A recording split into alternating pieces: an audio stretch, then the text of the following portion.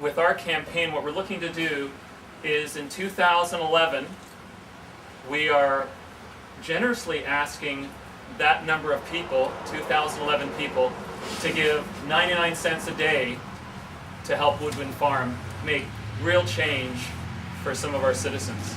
So we would like to pass these out to you after we're finished today, and if you could spread the word, we're looking for 2011 people in 2011, 99 cents a day to make change in our region with the #1 issue that we've been talking about. We need action. I'm Rob Reed and I represent the Board of Directors of Woodwynn Farm. It's been a real pleasure and a real experience, but a real pleasure making a difference in our region with regards to homelessness. The Victoria Foundation, through their Vital Signs report that comes out annually, recognizes homelessness, addiction, and mental health issues as the #1 issue we need to tackle in our region. And Woodwynn Farm is part of that solution, an important creative part of that solution in growing the whole person. And it's great being a part of making a difference with the farm. We'd like to thank all of you for coming out. What makes the farm work as it has been for just over 2 years is the volunteerism. And thanks to all of you, we've covered so much ground making a difference for transitional farming and transitional lives that have come to play with the participants that have been out there working the farm. It makes a difference having 3,200 hours put in by volunteers. So a big thank you on behalf of the Board of Directors for all the work that all of you have been doing for farming. At this time I'd like to introduce Nigel Beattie. Nigel's a retired Director of Building and Planning, most recently in Oak Bay. And Nigel's been helping us with our zoning application. Nigel? Wondering why I got Oak Bay here. I have great faith in official community plans. Central Saanich is a wonderful plan. It wants to preserve farmland. It wants to have more social housing. And what I'm here for is to make sure that the council for Central Saanich has all the information it needs and identifies that Woodwynn Farms is doing exactly what the community plan states it should be doing. It's preserving the farmland, it's providing social housing, it's doing all the things that we hope that the community would like to see.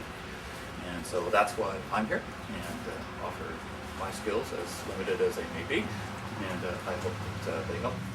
Thanks so much for being here on this rainy, drizzly day and showing your support. And I do want to echo that we've come a heck of a long way. It has been a 4-year journey for myself and a 2-year journey for many of our volunteers, and we've accomplished a lot, and we celebrate that accomplishment here today by taking the project to the next steps, the next levels. We have shown how serious we are about farming the farm. We have grown a couple of acres of, to begin the transition to organics, installed a 1.5 kilometer of deer fence. We have pulled 13,000 bales of hay off the fields. We have some livestock. And we have a great team that's helping us farm it as effectively as possible. Simultaneously, we've begun the therapeutic program for the participants in our project. And we have trained our key staff. They've undergone about 200 hours of training. And we have a lot of experience under our belts now, and we're seeing the results. And that's actually the whole purpose of why we're here, is seeing people turn their lives around. And it's such an incredible honor to be witness to folks doing that. And it is our inspiration, it is what drives us. It's what to meet people do that for themselves and with our little bit of support. And now your support. And so here we are today, and we want to help far more people. It's 200 acres and we only have 4 people, a 4-person capacity at the moment, and we have the makings of helping many, many, many hundreds.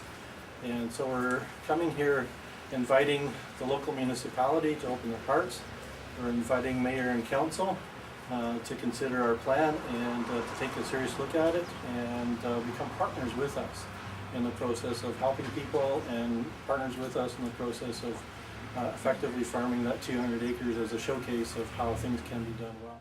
Our policy for the rezoning, Lauren, would you just say a few words really quick on your experience? Hi there, my name is Lauren. I'm 22 years old, a 4th-year political science student at UVic, and I just recently came into came upon this project of Woodwynn Farms.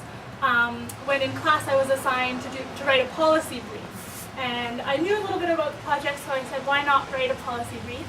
And I came at it from an academic approach, weighing the costs and benefits of both Farmlands Trust and Woodwynn Farms. And maybe it's due to my lack of experience and young age, but I have valued them both, and I can see clearly that the costs of the expansion of Woodwynn Farms, or the benefits of the expansion of Woodwynn Farms, far outweigh the costs.